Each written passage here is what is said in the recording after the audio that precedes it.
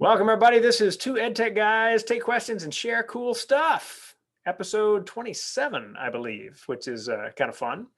And so, Richard, is 27 a significant number to you for any particular reason? Other than it's the temperature outside, no. It is a perfect cube. Oh, that's true. That's true. Yeah, not a bad thing. The 1927 Yankees were a pretty good baseball team, but I hate the Yankees as a Boston Red Sox fan. So just out of principle. Okay, yeah. Understood. All right. Well, I will thank you for being here and thank all of you who are joining us live for this as well. Good to have you joining in. Distance learning application. All right. So we got one guy who's actually interested in getting a little help on some stuff that he's got there. So that's a possibility. Sheila says just outside the Bronx, huge Yankees fan. So we've got both bases covered. See what I did there? All right. Anyway, pass out some more thanks to all the good folks associated with the Craft Center for Innovation at Foothill College in Los Altos Hills, California. Additionally, all the Long Island, all you LIU EdTech master's degree folks who are joining this or watching the recording. Say hey to Betty and Mike for us. Good folks indeed. And what would this outfit be right here, Richard, if people were curious about the Free Tech for Teachers situation? That's my blog that I started 13 years ago. Next week will be its 13th anniversary. I've got about 16,000 blog posts I've written now over the years of all kinds of interesting EdTech tools, some that are no longer with us, sadly, but others that are still here. Well, very, very cool. Have you crossed the 16,000 mark? I'm really close. Okay. Let me look. Okay. Take a look. My little shindig is Next Vista for Learning. It's a library of videos by and for teachers and students everywhere, free to use, free to contribute to, free to download from, all for a student audience, all screen content. My own little attempt to save the universe from ignorance, one creative video at a time. Thank you very much. Richard, what was the word on the 16,000 mark? Not as close as I thought, 15,400. So early next year, I'll cross. All right. You'll get there. You will so get there for sure. All right. Keep them coming. All right, guys. So later today, we have an episode of Activities Across Grade Levels. And our topic today, cool strategies for the visually impaired. And I have seen the content, some really, really good stuff for all of your students. I hope you'll join in. We've got Robin Clark from Utah, who is just a dynamo. And so please do join us when that pops around as well. How's this going to work today? Well, we're gonna hit your questions and then share some cool stuff, hence the name. So Richard, get us started. What is our first question today? Our first question, I have a question. I'm teaching high school digital innovation class during our second trimester. I was wondering if you know of any good classroom management positive behavior games to use in the classroom. I've played with Classcraft. The free version is missing a lot of the good stuff. I'm not sure if you covered this in any way, but thank you, Gina. So the tool that I recommended, I should say to Gina, was a website called paygrade.io. Paygrade.io. I actually used it last winter with my freshman, my freshman Intro to Computer Science class, because what it does is it's kind of a virtual economy blends with classroom management. So you can give every student a task to do in class, a job to do in class, like note taker, classroom organizer, whatever you assign, whatever jobs you want or roles you ever want. They earn virtual currency for doing that, but they also have to pay bills out of that virtual currency. Excellent. So they can pay for like desk space, or if they have to borrow a pencil or a pen from you for the day, they have to pay you for that from their virtual currency. That's a pretty cool little program. I used it with my freshmen. My freshmen liked it. They responded well to it. I haven't tried it with any other groups, but that's an option. That is cool. So there's of course Class Dojo out there, which might have some value for you. I'm actually a big fan of a tool that isn't necessarily a management tool, but I do think it's a good one for what you described in terms of your innovation class, and that's Unruler. All right. Now let me get you a link for Unruler. Unruler is it's an app actually, and so mainly folks would use this via their phones. Let's take a quick look at their website. This is where you can sign up. If you go to sign up, you know, you'll see like what the pricing is. Keep scrolling down, and there's like, do you want to be scholarshiped in? So if the pricing is such that you're like, we want to try it, but we can't go through a process or whatever, you know, you can get in through their scholarship program to kind of give it a go, and that is free to you. So it's a really interesting tool. It's a social media style app for your group, and so they can share ideas via posts for each other in the same way they would using, say, Instagram. And what I've been using this with my students, and you know, to get them to take their innovation projects, because it's the same kind of thing, to another level where they're sharing not just their progress, but if they're getting stuck, to ask questions, or if they run across something interesting, they just kind of post it as cool. And what the guys are saying, it's a boys' school. The guys are saying is that it's not like it's competitive, but it's motivating to see what other students post. And so I'm actually quite the fan of Unruler. This seems to me to be a really good tool for getting kids to move from I've been assigned things to being self-directed about their learning. So I quite like what I'm seeing from Unruler. No E in Unruler. Very cool. Yeah, we featured that in a previous episode. Yep. Almost like episode 6 or 7. You know, It was a while back, and I had it as my share. And That's so, right. you know, glad to be able to bring it up again, because that's a cool one. Yeah, for sure. All right, let's do another question. We've got one from Lisa Ann, who asked, wondered if you can recommend any quiz game site. I've been doing a lot of Kahoot and feel like my students could use a little variety. Do you know of any alternatives? Rushton and I each had an alternative. Mine was Triventi, which I like for 2 reasons. One, you can build in clues or lifelines into the game. So once per game, you can have the students say, poll the audience, and they get to see how everyone else ahead of them has responded to the question. They can do a 50-50. There's another little clue they can do in there of just get a clue once per game, where you've written in the clue, they get a clue once per game. So it's pretty cool. So that's a neat feature of it. The other thing I really like about it is that you can invite your students to contribute questions that they think should be in the game. And you can moderate them. So if you get 10 kids who all ask the same type of question about the same topic, you kind of pick, okay, we only need 2 questions on this topic, right? But they all get to contribute to it. So that's a cool little tool. It's called Triventi. But Rushton, you're a big fan of another tool for games called Quizzes, Quizizz. So 1 Z and then 2 Z's. And Quizzes is one of those things, like at first you mess with it and it looks a lot like Kahoot, but there are some important differences with this as well. Let me get that link in the chat for you. So when you are getting into this, the thing about it is that in Kahoot, you know, everyone's looking at something on a screen and responding on their screens. In Quizzes, it's actually all on the user screen, which means that you can randomize the questions per user, which is quite nice as well.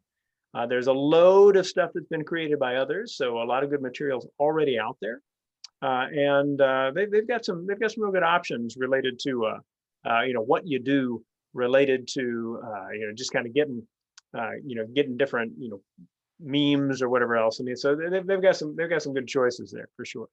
Yeah. And I'll throw out one other that's really popular at my school right now. It's GimKit or GymKit, depending on who you ask. GIMKIT. It's not free. I think it costs $5 a month or $6 a month, but some of the teachers in my school are using it and students love it. I personally haven't used it with any of my students, but I know a lot of kids who do like it. So check that out too. All right. Get us to a third question before we hit the third question. All right. Question from Judith. All right. We've got 2 questions from Judith. I'll pick the first one. That we are getting into exam mode, and with Chromebooks, laptops as devices instead of desktops, we are encountering an issue. Looking at trying to find a way to push out exam text where students cannot cheat. Is there a way using the Google platforms to have the document locked So students can copy or make a copy or paste into another doc and share. They're still able to use read and write. So if your students are using Chromebooks and they're all at school, so they're all on the same network, this is important, they all have to be on the same network, you can give a quiz using Google Forms in locked mode, which means that they can't go out to other websites in that browser. Yeah, they could still open another, well, on a Chromebook, they're just going to use a Chrome browser, so that's not an issue. But you could do that. So you can do that. But it's a big if right now with our current conditions, if you would. What do you think, Rushton? Yeah. You're going to write a different test. Yeah, I would actually stop and just say, what are we testing? If cheating is rampant, right, and there are schools where that's the case, and one could speculate why, but it just, if it's the case, it's the case. Then trying to find a system that is tech locked down is probably a waste of time, especially if the kids are learning at a distance because they've got other devices. So I mean, it doesn't really matter. Set things up so that you're working with kids via things like interviews, right? Talk to them. See if they can respond to the questions that you have. Try to make sure that it's not just factual recall, but they're trying to work with those pieces of information in interesting ways as well. That's the really important piece. Had a great conversation with an art teacher about a project just yesterday, where we were talking about, okay, well, she wants her students to do these projects where they're describing the world from their like being like in a first person position related to a famous artist. All right, cool. So in doing that, they stop and they say, all right, I am this person and such and such and such. And we were talking about, okay, well, if you have like one day where everybody goes, I mean, just that's kind of hard. But if over a course of several weeks, like the last 2 weeks of the critical pieces, but in the first week or two before that, if what happens is that you say, all right, anybody who wants to go can. And if they nail it, boom, you got an A, you don't need to go in the last 2 weeks.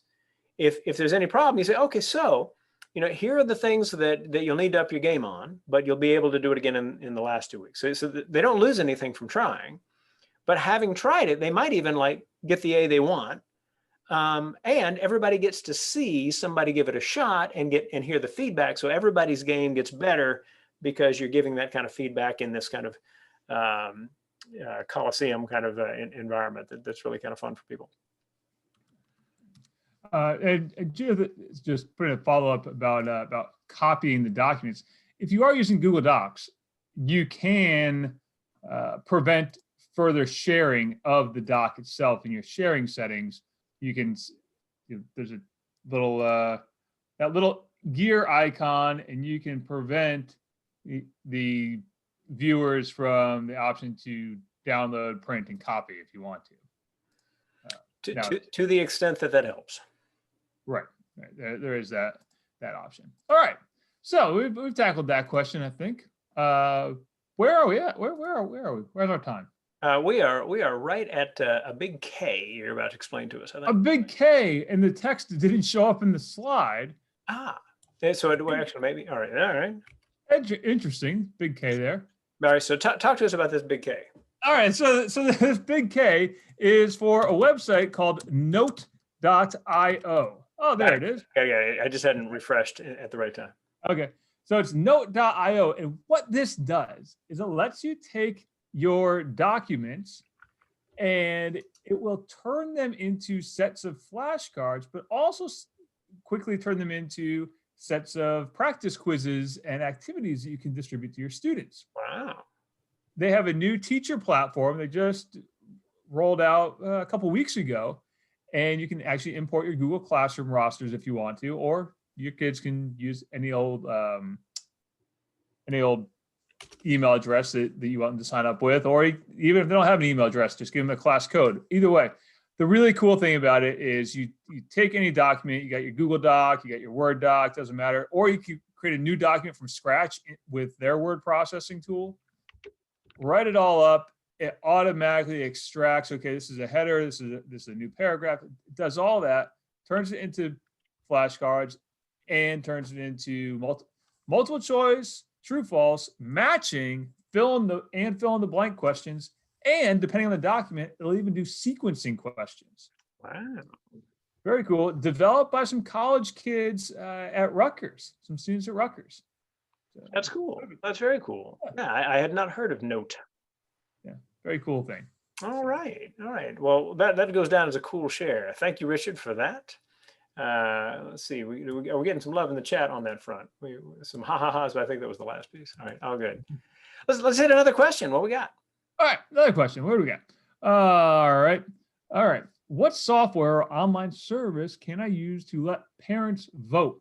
I need to prepare anonymous, safe elections, but I also need to be sure people only vote once. And I must check that people who vote have the right to vote, says Fulvia in Italy.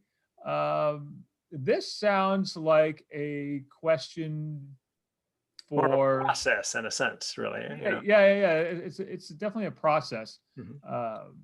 So I got some ideas on that front. Yeah. Go ahead. Again, we're kind of in the how do you deal with cheating mode, right? Mhm. But I would say that if you're willing to go to the trouble, maybe even two forms, two survey tools of any kind, where the first form actually just asks people to register. So you're getting people to register to vote. So, who are you? What's your email address? And what's your relationship to one of our students, right? I'm the father, I'm the mother, I'm the stepfather, whatever it might be, right? And so in registering, you've got a database of those who can vote. And then if you run just a regular form, then you ask them to include their address, let them know that the only use for the address is to check it against our list of registered to vote people. That's the only way we'll use that. Your answers are anonymous. And that would be one way to approach what you're describing. And certainly if you are in an environment where registering is part of a process for voting, then there's some civics lesson possibilities in that as well. Yeah, I'm not quite sure what kind of voting we're doing here. Like anonymous safe elections. We're talking about like class officer elections or PTA type of elections, or voting for town mayor. I'm not really sure. It is a tricky one because I would normally say, well, use Google Forms or Microsoft Forms, just have people sign in with their email account. Then you can say, well, they can only vote once they do that. Jotform.com has some interesting survey tools in there. I believe one of their pro features, don't quote me on this, but I believe one of their pro features is restricting by IP address, which gets into a whole nother world of if someone wants to cheat on a survey or rig the voting, they probably can, right? Like this is beyond our technical skill to prevent that kind of to handle all those things at this point in time. But we can certainly try. All right. Definitely. Let's actually let's go ahead and do a second cool share. I think it's about time for that. As any of you who may have been joining in all month know, I have been spending the month of gratitude, November, focused on really, really cool nonprofits. And we have looked at, I think, Cake for Kids and Magic Wheelchair. And this week we're looking at the Memory Project. And I should add, by the way, this is our final episode of November, since next week is Thanksgiving for Richard and for me. So as I'll mention again later, we'll see you again in December, I hope. But with regard to wonderful nonprofits, the Memory Project, oh my goodness, what a cool story this is. So there's this guy like in Wisconsin, right? And he spends several weeks volunteering at an orphanage in Latin America one summer, 8-10 years ago. Well, in being there, it really kind of strikes him and weighs on his heart that these kids don't have like their own artifacts as memories, right? They're not walking around with baby books, right? Just personal stuff like that. And so he comes back to the US, he's really thinking about this, and he comes up with this idea, which I think is off the charts brilliant, right? So he connects with orphanages, and someone at the orphanage will send him and his organization digital pictures of the kids. Well, he has connected his organization with high school art programs across North America.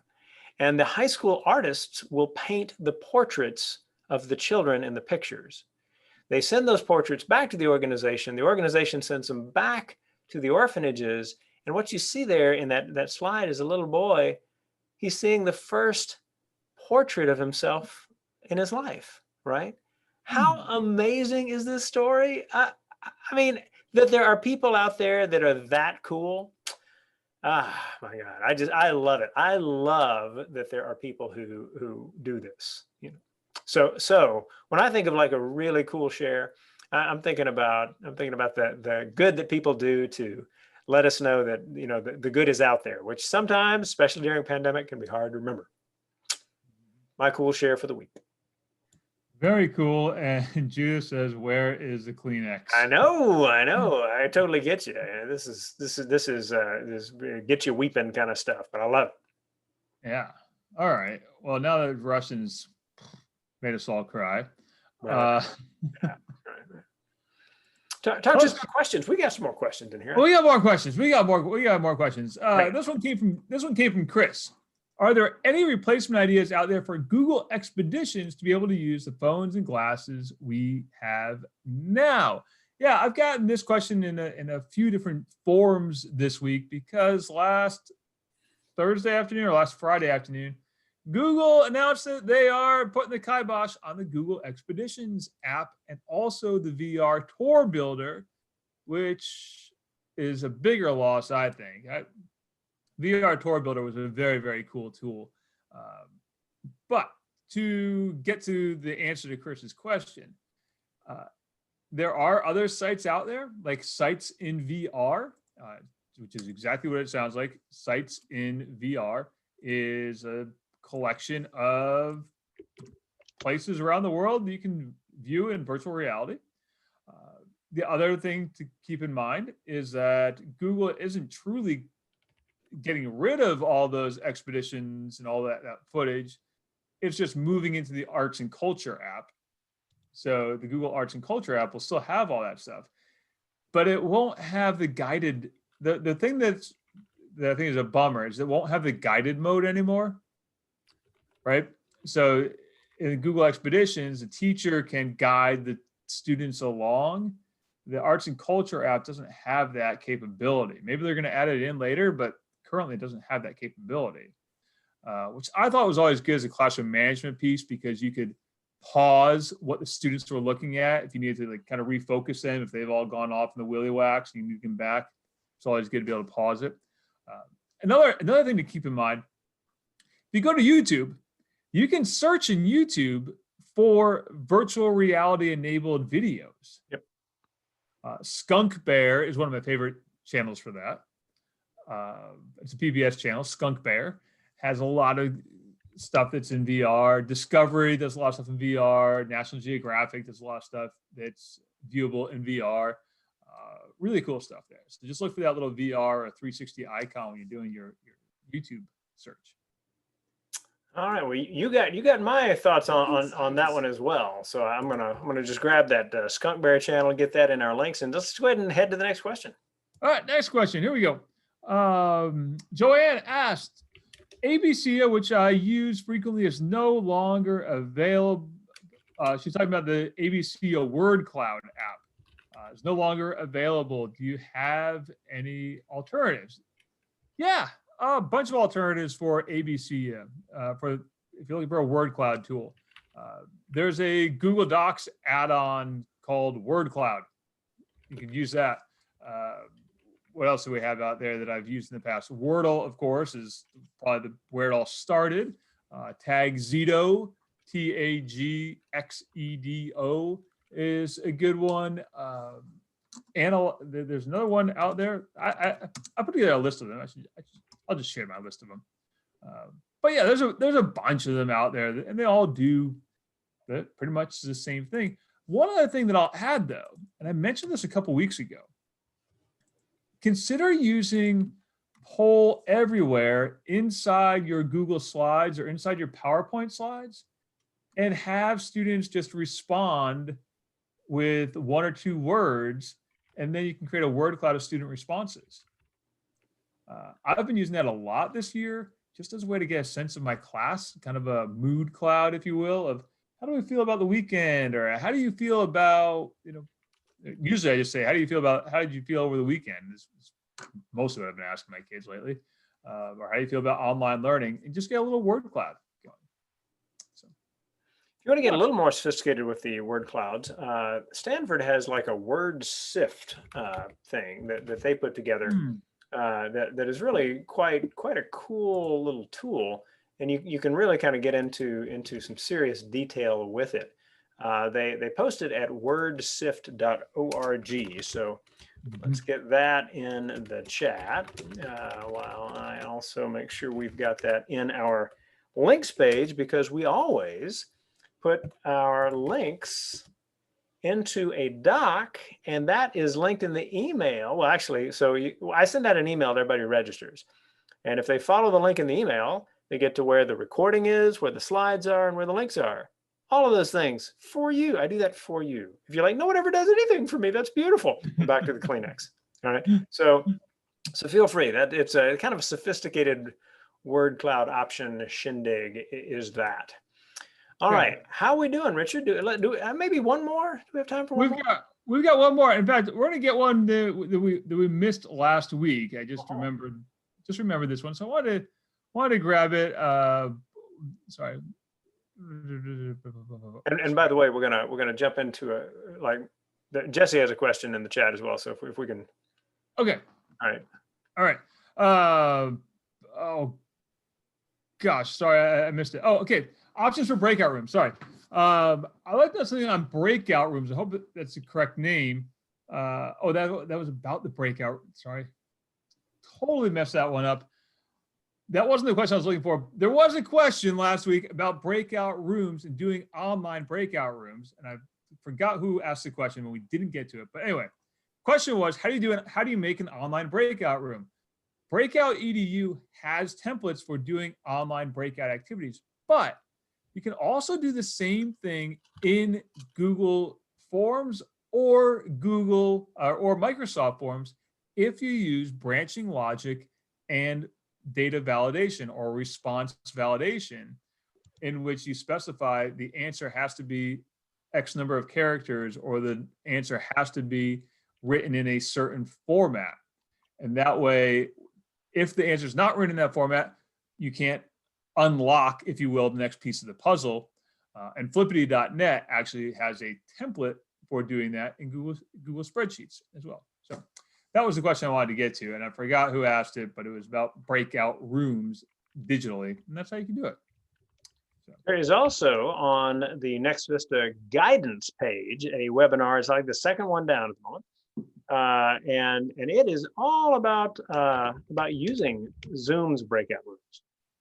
So if you are into some detail on that front, feel free to follow the link that we've put out there so that you can see that, and hopefully that'll help you out as well. Now, let's see if we can get a quick answer for Jesse. What are the main distance learning educational video CMSs that schools are using? Are there any features that they are missing? Great additional piece to that question, I would say. I didn't see where was that question, Rushton? I didn't see it. It is like the third thing up.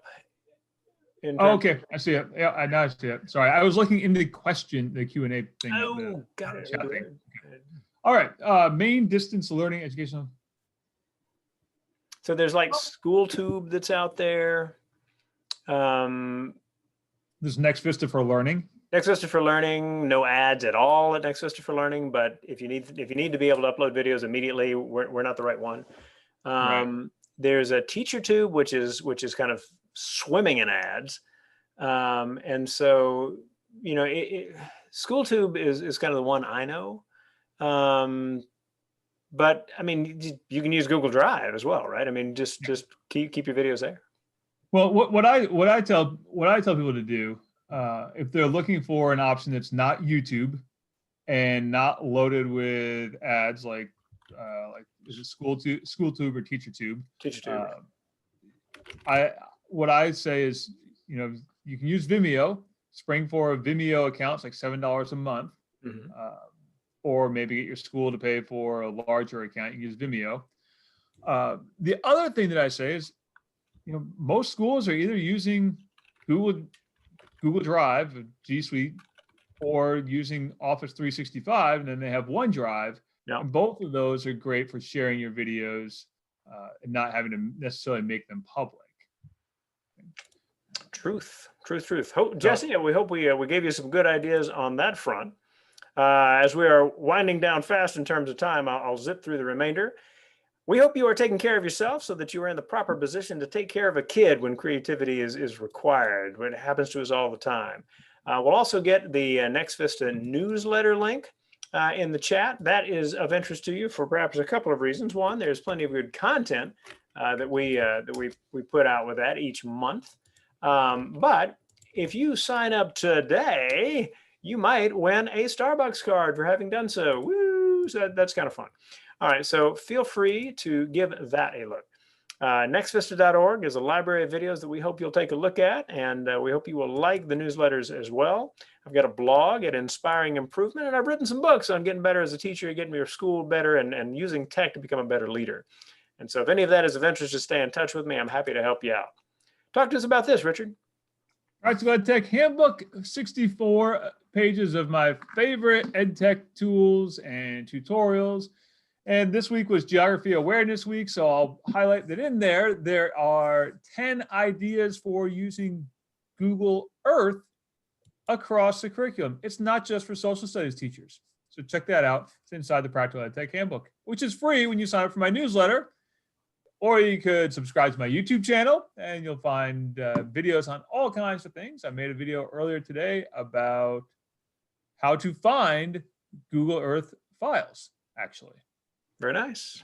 I'm all about the Google Earth this week. Is that Send me a an file email, type Richard. search, or What's that? is that a file type search you're talking about? I did file type search. Yeah, file type search. Great Much stuff. more efficient than browsing through Google Earth hoping to find the right thing. And you can email me, follow me on Twitter, all that good stuff. And join us next week, not next week, the week after, December 3rd. That's right. That will be our kickoff into the final month of the year. We hope you will, find that the little things we share are worth your time, that you're having some fun as we go along as well, and that you will send us your questions, right? So nextvista.org/contact is one way to do that. And we hope to hear from you. If you are joining us live, we will be talking to you a little more in just a second. If you are not, and enjoying this recording, then thank you very much for watching. We hope we will see you again.